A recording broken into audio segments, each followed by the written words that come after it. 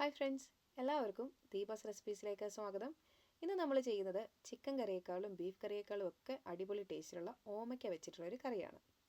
അതിനായിട്ട് ഓമയ്ക്ക അല്ലെങ്കിൽ പപ്പായ ഈ അളവിലാണ് മുറിച്ചെടുത്തിരിക്കുന്നത്. ഒരു പകുതി ഓമയ്ക്കയാണ് ഞാൻ എടുത്തിരിക്കുന്നത്.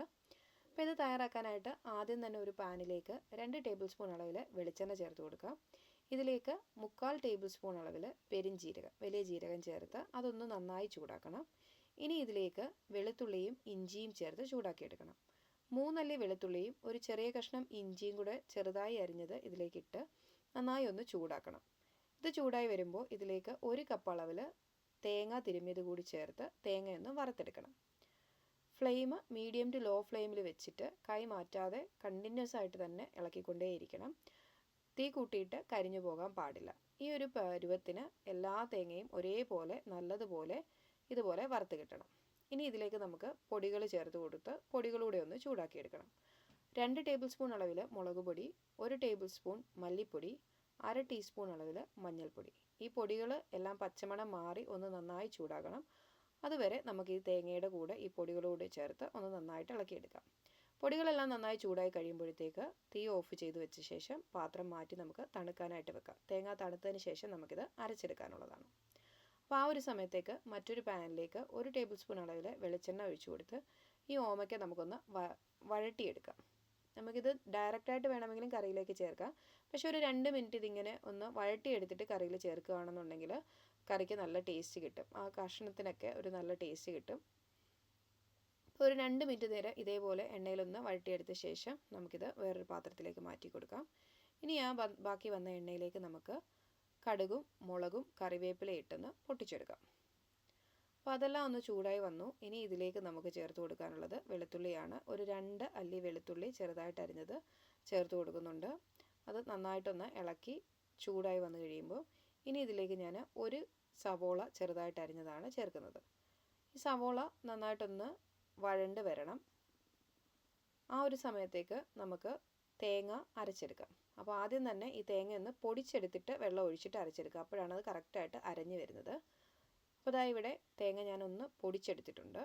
അപ്പോൾ ഇതൊന്ന് പൊടിഞ്ഞു വന്നതിന് ശേഷം നമ്മൾ വെള്ളം ചേർത്ത് അരയ്ക്കുകയാണെന്നുണ്ടെങ്കിൽ നന്നായിട്ട് അരഞ്ഞു വരും. തേങ്ങ അരയ്ക്കുന്ന സമയത്ത്, അതായത് വറുത്ത തേങ്ങ അരയ്ക്കുമ്പോൾ ഇതേ രീതിയിൽ അരച്ചാൽ നല്ലതായിരിക്കും.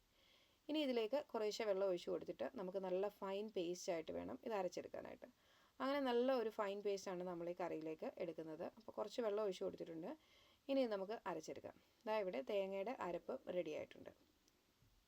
ഈ ഒരു കൺസിസ്റ്റൻസിയിലാണ് എടുത്തിരിക്കുന്നത്. ഇനി ബാക്കി നമുക്ക് കറിയിലേക്ക് ആവശ്യത്തിനുള്ള വെള്ളം പിന്നീട് ചേർത്ത് കൊടുക്കാവുന്നതാണ്. തേങ്ങ അരയ്ക്കുമ്പോൾ ഒരുപാട് വെള്ളം ഒഴിച്ച് അരച്ചെടുത്താൽ അത് നന്നായിട്ട് അരഞ്ഞു കിട്ടത്തില്ല. സവോള നന്നായി വഴണ്ട് വന്നിട്ടുണ്ട്. ഈ സമയത്തേക്ക് ഒരു തക്കാളി ചേർത്ത് കൊടുക്കാം. കറിയിലേക്കുള്ള പുളിക്ക് വേണ്ടിയിട്ടാണ് തക്കാളി ചേർക്കുന്നത്. തക്കാളി ഇല്ലെങ്കിൽ പുളിവെള്ളം വേണമെങ്കിലും ചേർത്ത് കൊടുക്കാവുന്നതാണ്. തക്കാളി നന്നായി വഴണ്ട് വന്നു കഴിയുമ്പോൾ നമ്മൾ അരച്ച് വെച്ചിരിക്കുന്ന തേങ്ങയുടെ പേസ്റ്റ് കൂടി ചേർത്ത് കൊടുക്കാം. മിക്സിയുടെ ജാറിൽ അല്പം വെള്ളം കൂടി ചേർത്ത് കൊടുത്ത് പിന്നെ കറിക്ക് ആവശ്യത്തിനുള്ള വെള്ളം കൂടെ ഈ ഒരു സമയത്ത് തന്നെ നമുക്കിതിലേക്ക് ചേർത്ത് കൊടുക്കാവുന്നതാണ്. ഇനി ഇതെല്ലാം നല്ലതുപോലെ ഒന്ന് മിക്സ് ചെയ്ത് കട്ടകളൊന്നും ഇല്ല എന്നുള്ള രീതിയിൽ ഉറപ്പുവരുത്തി എല്ലാം നല്ലതുപോലെ ഒന്ന് ഇളക്കി യോജിപ്പിക്കുക.